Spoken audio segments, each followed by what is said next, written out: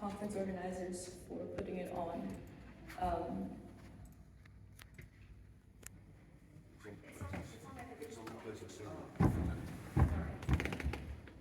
Nice lines, Sam. That would be really fast.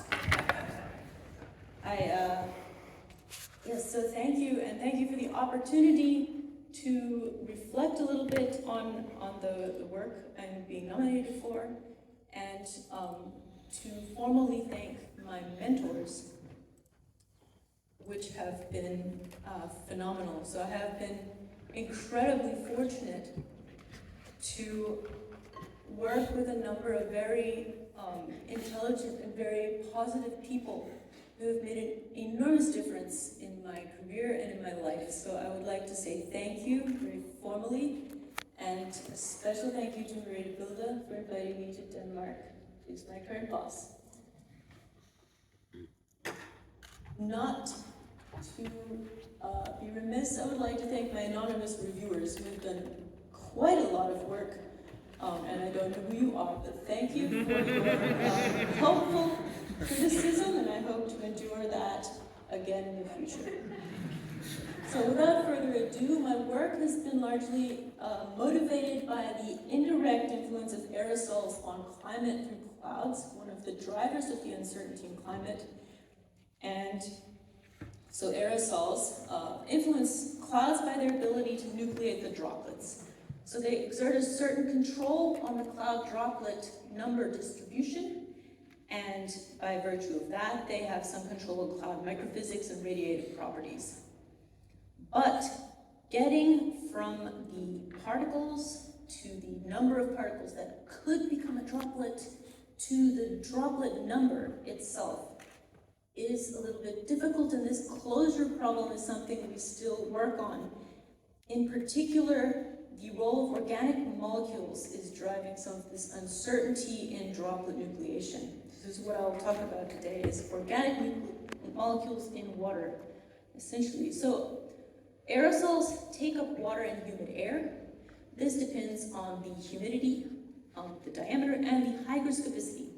So hygroscopicity is the chemical component that I work on, and you can see the two different traces here. That's two different chemistries.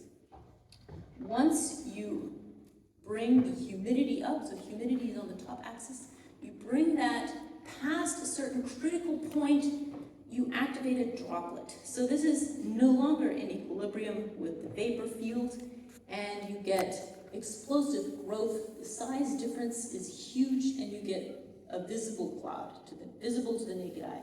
So this is a completely different animal, and it is the activation point, that CCN activation, as you pass over the maximum in that curve, that is sensitive, that we study. So Kohler theory is used to describe droplet formation. Here's the plot on the left, and you can see the equation on the right, which has three parts. Water vapor saturation, this is meteorology, outsider control. You have water activity, that's the concentration of water times a correction. That correction is due to chemistry, and that's the complication. We parameterize this with a hygroscopicity parameter called kappa, which you will see throughout this presentation. The third part, the exponential part, is the diameter part of the equation. And so in this talk, I believe I will talk first about the hygroscopicity part, activity of water, that term, and then I will move to part two. I'll talk about the surface part of this Kohler equation. And that loosely ties together my work in the past and present.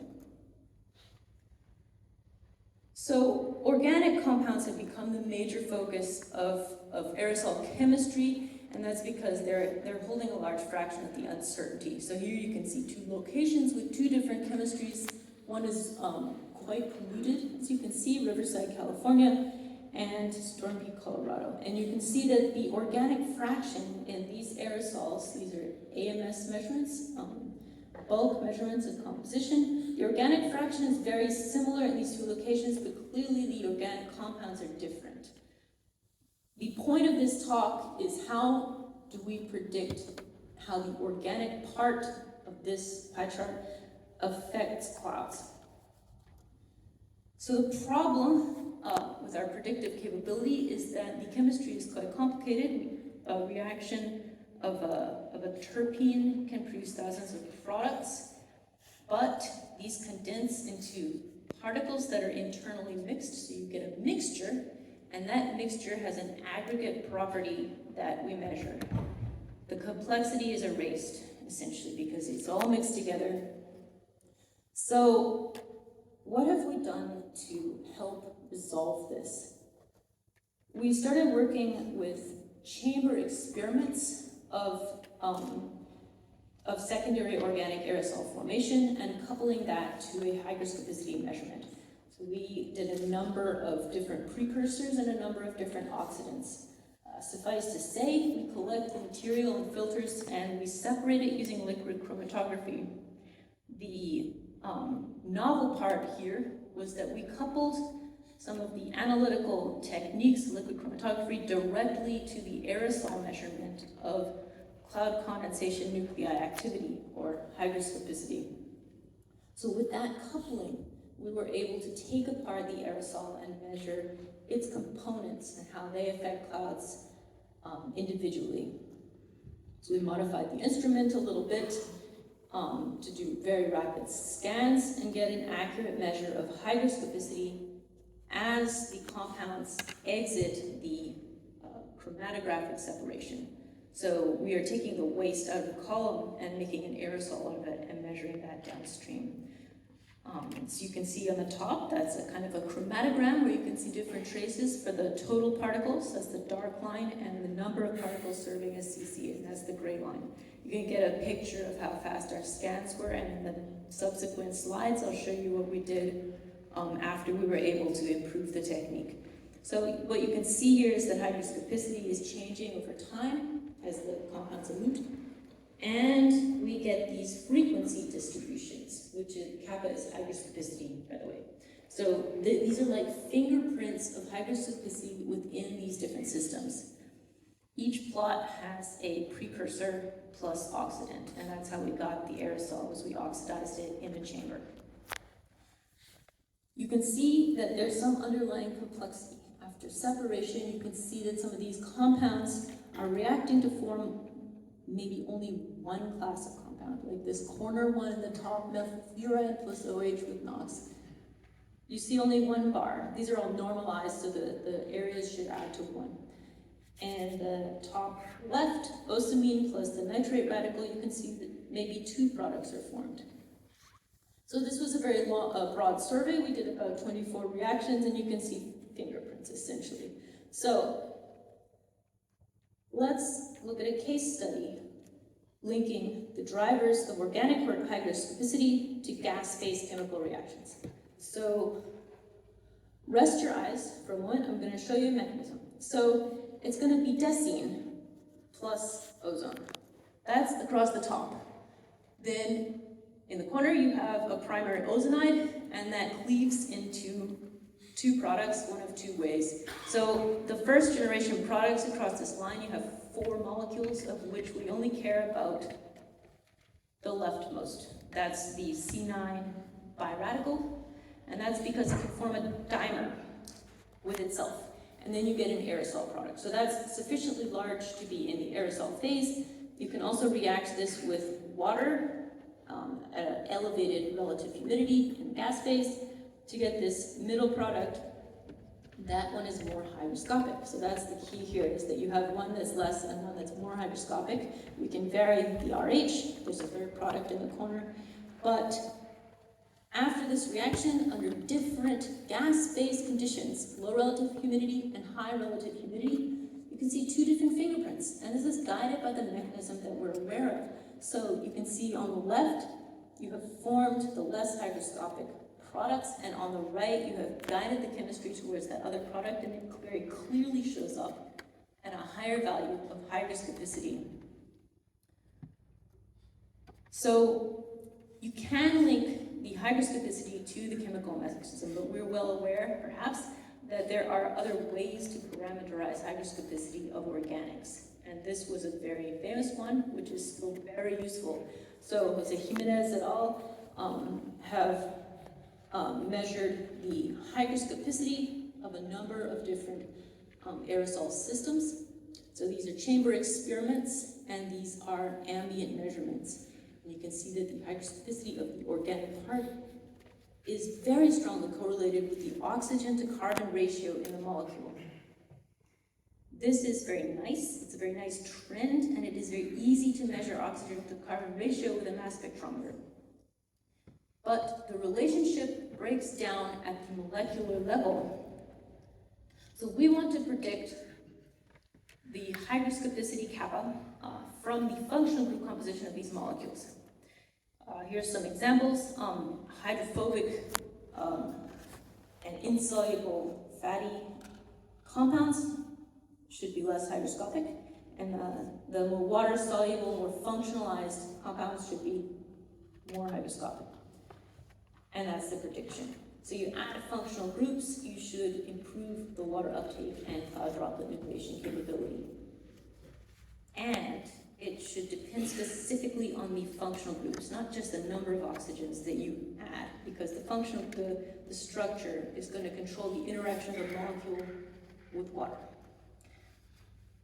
So we measured a very large number of molecules that we synthesized specifically for this purpose. So some of these were synthesized in the liquid phase using ozonolysis and purified, and some of these were synthesized in small chamber reactions, captured and then purified. Because we're using chromatography coupled to our detection method for CCM, we did not have to do a large quantity of each. But you can see maybe the most striking result is that the hydroxyl radical is a very powerful control of hygroscopicity on a molecule.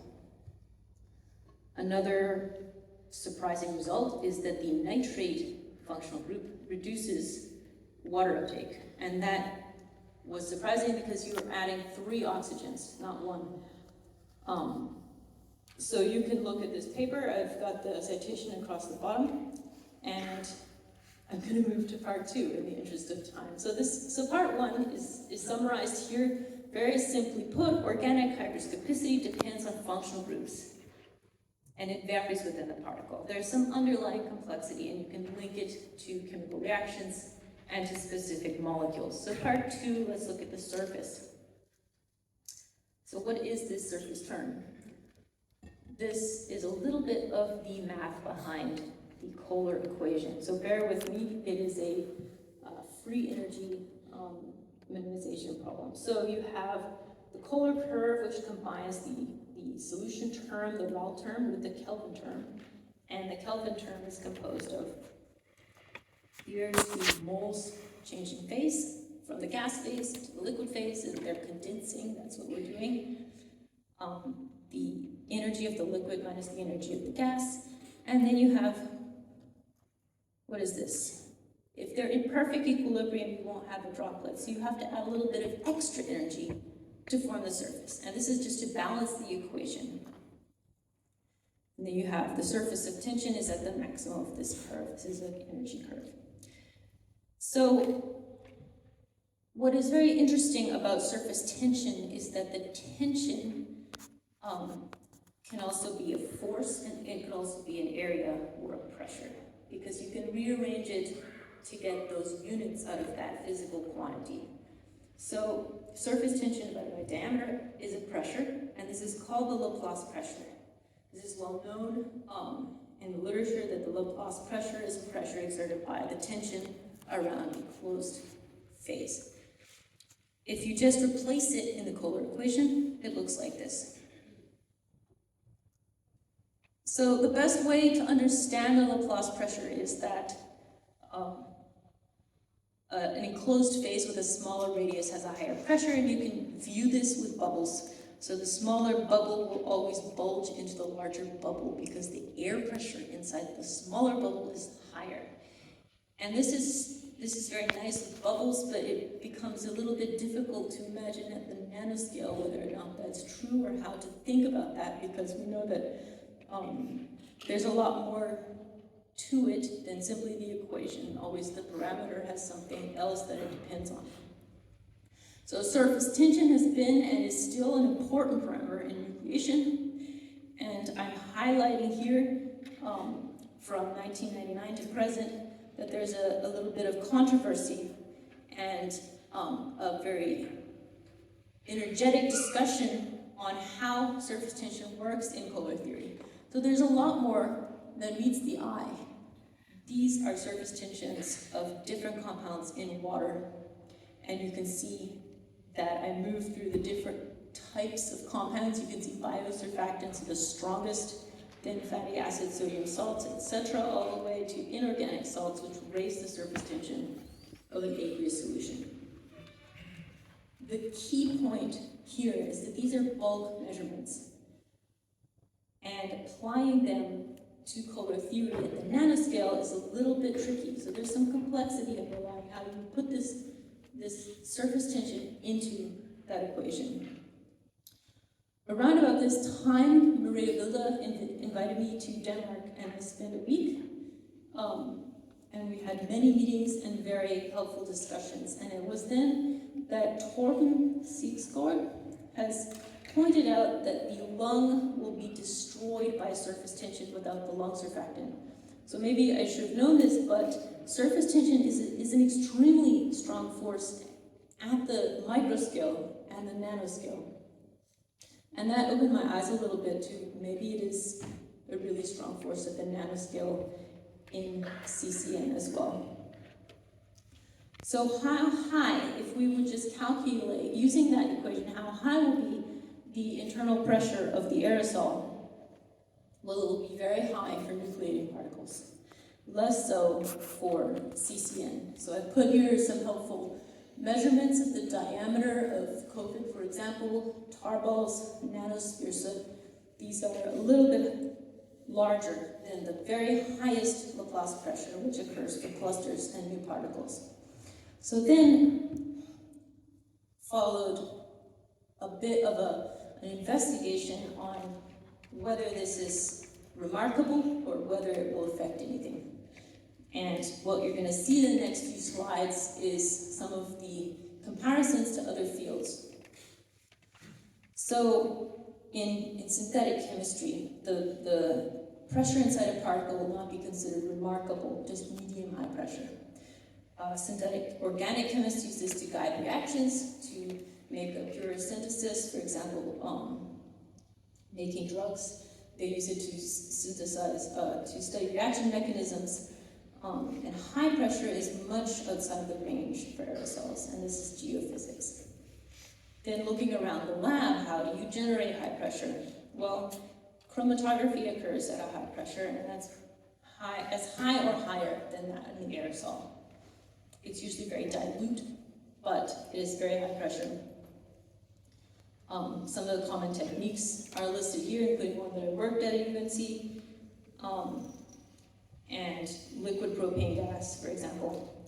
So then other disciplines outside of the chemical sciences, in oceanography, the pressure at the bottom of the ocean is comparable to that in an aerosol.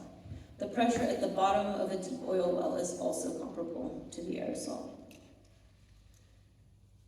So this is a good comparison, a good benchmark.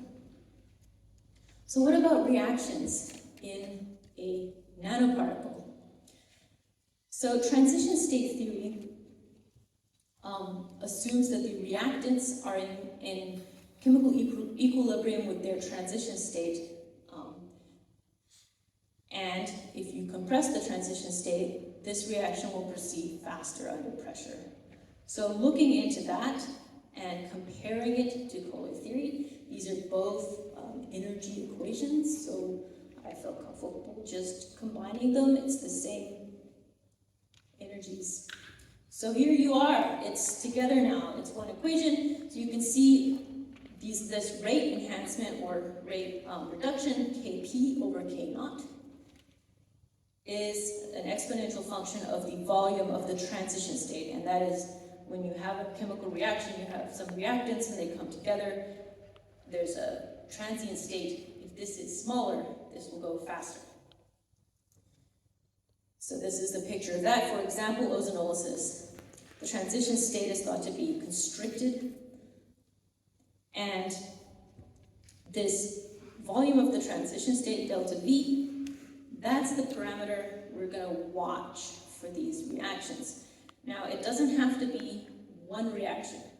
It turns out that for any set of reactions, a net reaction, if it's a multi-step reaction, you can back out this parameter. So it could be a literal constriction of the transition state. It could also be an empirical effect that you can parameterize very conveniently with this delta V. So we'll just call it a parameter. This parameter is on the x-axis on this plot. So you're looking at a list of reactions. To the left of 0, that's a constriction. That should go faster under pressure. And to the right of 0, that reaction will be slower under pressure. The strongest enhancement is for cycloadditions, and that could include ozonolysis. It has to occur in the liquid, but ozonolysis can occur in the liquid phase. Another atmospherically interesting reaction is epoxides. Epoxides can be influenced to have a different product distribution, different stereochemistry when the ring opening is occurring under pressure. And they have used this extensively just to study the mechanism on how epoxides react. So you can find this in the literature. Another very interesting one is the reaction of highly oxygenated molecules, HOMs, after the condensation from when they form in the gas phase. They can be an oxidant in and of themselves, and they can transform by a Baeyer-Villiger reaction. This reaction is suddenly increased under pressure. So here's the list, and you can use this list to think about chemistry under pressure, because even if you don't think that particular reaction is that interesting, the functional group involved will be. So you can connect it. The literature is very medical in nature. So find your favorite functional group and look for it here somewhere. The effect on reaction rates, the equation I showed earlier, is plotted here. So on the y-axis is Kp over K naught. K is the rate constant, and K naught is just the ambient pressure. So this is the enhancement ratio on a log scale. You can see a very, very wide range here, and this is for 3 nanometers and 10 nanometers. All of these dotted lines indicate that I've just estimated different surface tensions. Obviously, it depends very much on surface tension, because that's causing the pressure. The highest surface tension is assumed here, 80 millinewtons per meter. That's higher than pure water, because I said, okay, if you add salts, perhaps you get a different surface tension, and measurements indicate it can go higher. So the lowest surface tension indicated here is a pure secondary organic aerosol. It's about 30 millinewtons per meter. That's the low limit. So you can see the enhancement for a variety of reactions. Pressure also affects viscosity. So when you constrict the particle, when you constrict an organic solvent, viscosity goes up.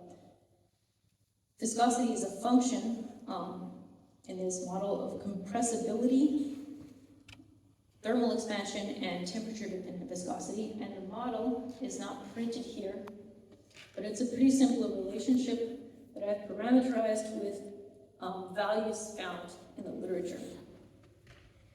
And the key piece here is panel D, which shows the viscosity always increases under pressure. However, in the atmosphere, maybe not.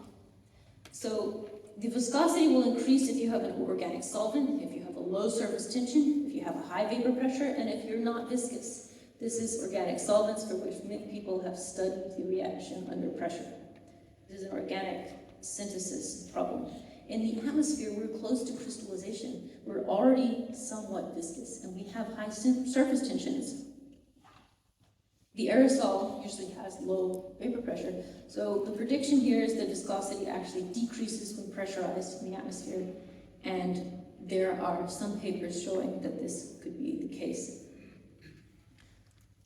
So in conclusion, I hope you've enjoyed it. You may ask me anything.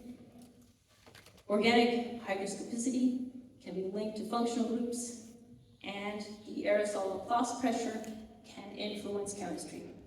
Thank you.